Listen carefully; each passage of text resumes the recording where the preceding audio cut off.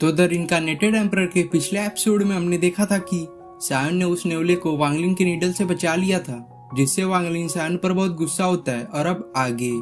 तो एपिसोड के स्टार्टिंग में हम सायन और वांगलिंग को फाइट करता देखते हैं, जहां वांगलिंग सायन को बोल रहा था कि तुम्हारी वजह से मैं वो एस्टर फ्रूट ना पा सका, और अब जब तुम यहाँ पर आ ही चुके हो तो अब मरो। जो बोलकर वो अपने कई सारे सिल्वर नीडल से सायन पर अटैक कर देता है, जिनमें से कुछ नीडल को सायन डॉज कर लेता है और बचे हुए नीडल को वो अपने मिटियोर पंच के यूज से बीच रास्ते में डिस्ट्रॉय कर देता है। जिस पर अब वांगलिंग सायन पर अपने फुट स्टॉर्म टेक्निक का यूज करके अटैक करता है, पर इस अटैक को सायन सही टाइम पर एक शील्ड बनाकर ब्लॉक कर लेता है, जिसके साथ ही उन दोनों के बीच में 1v1 फाइट स्टार्ट हो जाती है, जहां दोनों एक दूसरे पर हावी होने की कोशिश करते हैं। जिनकी फाइट को दूर से वो नेवला देख रहा था, जिस नेवले को हम रिस्पेक्ट देते हुए, क्योंकि वो एक एंशिएंट मिथिकल बीस्ट है, उसे हम अब से चैड बोलेंगे। तो चैड उनकी फाइट को देखकर सायन की हेल्प करने के लिए बढ़ता है, जिसे देख वांगलिंग जो सायन से फाइट कर रहा था उस पर अपने मैजिकल नीडल से अटैक करता है, जिस अटैक को इस बार चैड अपने लाइटनिंग पावर का यूज करके कामयाब नहीं होने देता और उन नीडल को बीच रास्ते में रोक देता है,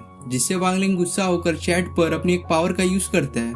जिससे चैड बच नहीं पाता और वह हिट होकर जमीन पर जा गिरता है, जिसको संभलने का मौका ना देकर वांगलिंग तुरंत ही उस पर एक बड़े से चट्टान से उसे दबाने की कोशिश करता है। लेकिन सही टाइम पर सायन अपने फायर यूनिकॉर्न बीस्ट को समन करके उस बड़े से चट्टान को डिस्ट्रॉय करते हुए वांगलिंग की ओर बढ़ता है, जिस पर अब वांगलिंग भी अपने ऑक्स फैंटम बीस्ट को समन करके सायन से फाइट करने लगता है। जिनकी थोड़ी देर फाइट चलने के बाद सायन लास्ट में एक बहुत ही पावरफुल पंच वांगलिंग को जड़ देता है, जिससे वह जमीन पर जा गिरता है, जिससे वहां पर चारों तरफ धुआं धुआं फैल जाता है, जिस धुएं में से बहुत सारे नीडल्स चैड पर अटैक करते हैं, पर चैड एक एक करके उन सभी नीडल को डॉच कर लेता है और उस धुएं से सबसे पहले वांगलिंग निकल कर भागने लगता है, जो उस पंच से किसी तरह से सरवाइव कर गया था, जिसे भागता देख चैड तुरंत ही उसके पीछे जाने लगता है। लेकिन जैसे यह धुआं छटता है तो हम देखते हैं कि सायन अब काफी वीक हो गया था, जिसकी हालत दूर से चैड भी देख लेता है। तो वह वांगलिंग के पीछे ना जाकर सायन के पास आता है और उसे एक एस्ट्रल फुट ऑफर करता है, ताकि वह इसका यूज करके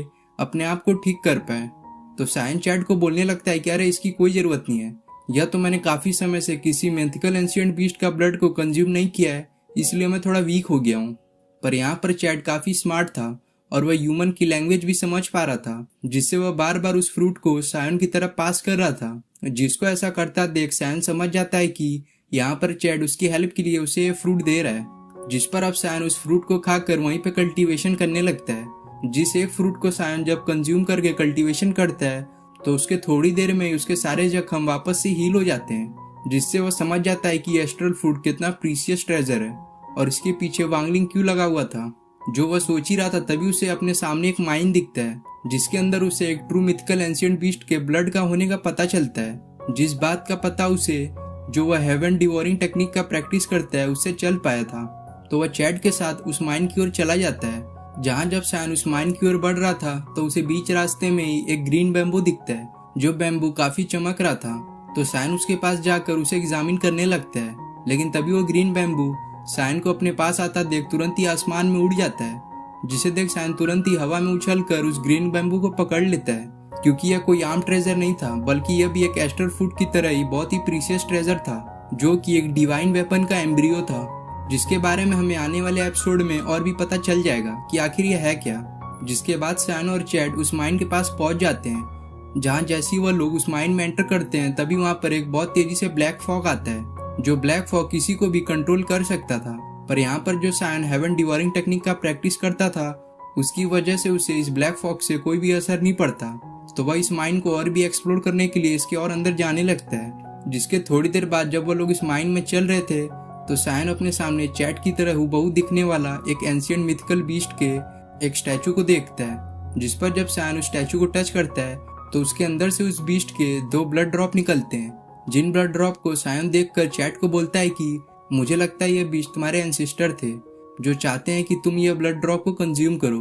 ताकि तुम अपने कल्टीवेशन लेवल को और भी आगे बढ़ा सको। जिस पर जब चैड एक ब्लड ड्रॉप को टच करता है तो वह उसके बॉडी में एब्जॉर्ब हो जाता है, जिसे देख सायन बोलता है ये दूसरा वाला भी तुम ही कंज्यूम कर लो, क्योंकि यह ब्लड ड्रॉप तुम्हारी पूर्वजों का, इसमें मेरा कोई भी हक नहीं है। पर चैड इस आखिरी ब्लड ड्रॉप को लेने से साफ इंकार कर देता है। जिस पर सायन जब उस ब्लड ड्रॉप को अपने पास रख रहा था तभी वहां पर वांगलिंग आता है, जो उसका पीछा करते करते इस माइन में पहुंच गया था, जिसका अपीयरेंस अब काफी चेंज हो गया था। जिससे हमें पता चलता है कि सायन तो इस ब्लैक फॉक्स से बच पाया था, पर यहाँ पर जब वांगलिंग इस माइंड में एंटर किया था तो वह इस ब्लैक फॉक्स से इन्फेक्टेड हो गया, जिसकी वजह से अब उसके बॉडी पर उसका ही कंट्रोल नहीं था। तो वह सायन के पास आते हुए बोलता है, तुमने मेरे सारे ट्रेजर चुरा लिए। जो बोलते हुए वह सायन पर पीछे से अटैक करता है, पर इसके लिए सायन पहले से ही तैयार था, जो उसके अटैक को तुरंत ही डॉज कर लेता है। जिसके बाद सायन और वांगलिंग के बीच में एक आइकॉनिक लेवल की फाइट स्टार्ट हो जाती है, जहाँ पर अब वांगलिंग उस ब्लैक फॉग के कंट्रोल में था, तो उसकी स्ट्रेंथ भी पहले से काफी बढ़ गई थी।